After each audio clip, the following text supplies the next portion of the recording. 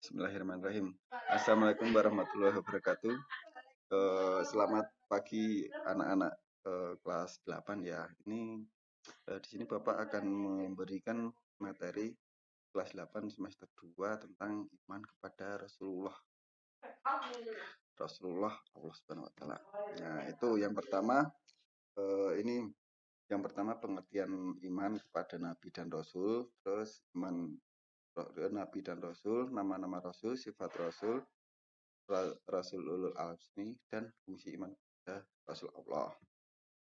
Yang pertama, iman kepada Rasulullah artinya meyakini dengan sepenuh hati Allah telah mengutus orang-orang pilihan dengan tugas membimbing dan mengajarkan kepada umatnya menuju jalan kebahagiaan sejati di dunia di akhirat.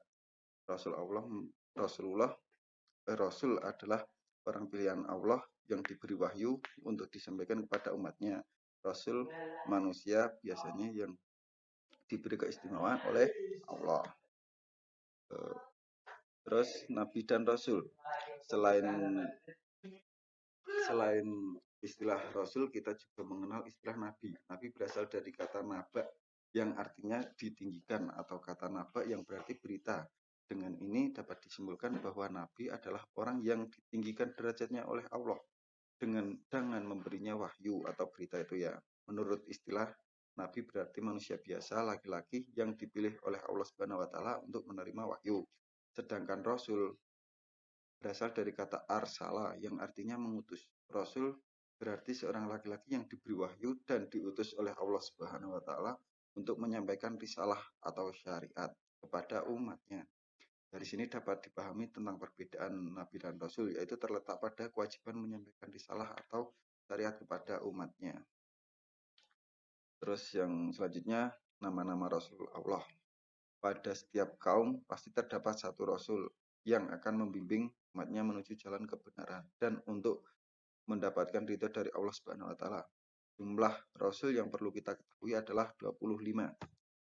Yang pertama Nabi Adam alaihissalam, terus Idris alaihissalam, selanjutnya Nuh dan sebagainya, itu sampai kepada Nabi Rasul kita yang terakhir yaitu Nabi Muhammad Shallallahu Alaihi Wasallam. Itu untuk nama-namanya silahkan dibaca sendiri. Kalau terlalu cepat bisa di pause dulu ntar buat menghafal nama-namanya. Selanjutnya yaitu sifat Rasul Allah. Rasul manusia pilihan Allah, memiliki sifat untuk menunjang dakwah yang mereka emban kepada seluruh umatnya. Seorang Rasul selalu berhati-hati dalam bertindak dan berperilaku, karena mereka adalah teladan yang mengemban amanah yang mulia dari Allah Subhanahu wa taala. Yang pertama sifat Rasul adalah sidik, berarti jujur. Nabi dan Rasul utusan Allah merupakan manusia yang jujur. Mereka menyampaikan apa yang diwahyukan oleh Allah Subhanahu wa taala kepada umatnya. Tidak ada risalah atau syariat yang disembunyikan atau tidak disampaikan kepada umatnya. Jadi semua risalah itu apa adanya disampaikan kepada umatnya. Itu. Yang kedua amanah, berarti dapat dipercaya. Nabi dan Rasul memiliki sifat amanah. Oleh karena itu, Nabi dan Rasul memiliki sifat jujur. Mereka dapat dipercaya. Kejujuran yang dimiliki oleh Nabi dan Rasul menyebabkan mereka dipercaya. Mereka menjaga dan melaksanakan amanah yang diterima kapanpun dan dimanapun mereka berada. Yang ketiga adalah tablik. Rasul Allah dikaruniai sifat tablik yang berarti menyampaikan apa yang diterima dari Allah Subhanahu wa taala disampaikan kepada umatnya. Rasul tidak mengurangi sedikitpun perintah yang diterima oleh Allah Subhanahu wa taala. Dan yang terakhir adalah fatonah. Rasul Allah memiliki sifat fatonah yang berarti cerdas. Dalam menjalankan dakwah, Rasul sering menemui halangan dan rintangan. Halangan dan rintangan dihadapi dan dicarikan jalan keluarnya. Diperlukan kecerdasan dan kejernihan berpikir dalam agar dapat keluar dari tantangan yang dihadapinya. Oleh karena itu, Allah memilih mengaruniai Nabi dan Rasulnya sifat fatonah. Nah, yang selanjutnya adalah ulul azmi. Ulul azmi adalah gelar yang diberikan kepada Rasul yang memiliki ketabahan dan keuletan yang luar biasa dalam menyampaikan risalah atau syariat kepada umatnya.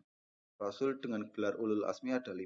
Yang pertama Nabi Nuh alaihi salam, yang kedua Nabi Ibrahim alaihi salam, yang ketiga Nabi Musa alaihi salam, yang keempat Nabi Isa alaihi salam, dan yang terakhir adalah Rasul kita baginda Nabi Muhammad Shallallahu alaihi wasallam.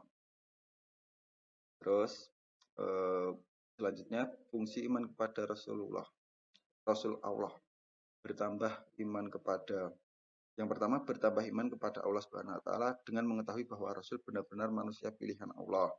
Yang kedua, mau mengamalkan apa yang disampaikan para rasul. Yang ketiga, mempercayai tugas-tugas yang dibawanya untuk disampaikan kepada umatnya. Yang keempat, lebih mencintai dan menghormati Rasul atas perjuangannya. Yang kelima, memperoleh teladan yang baik untuk menjalani hidup. Yang keenam, mendapat rahmat Allah. Yang ketujuh, mengerti tata cara bertauhid, beriman, berakidah, dan beribadah yang benar. Kedelapan, tuntunan menuju jalan yang benar untuk keselamatan dunia dan akhirat. Yang kesembilan, sebagai perantara manusia mengenal Allah dengan segala sifat sempurnanya. Dan yang terakhir, dapat membedakan antara benar atau baik dan yang buruk atau salah.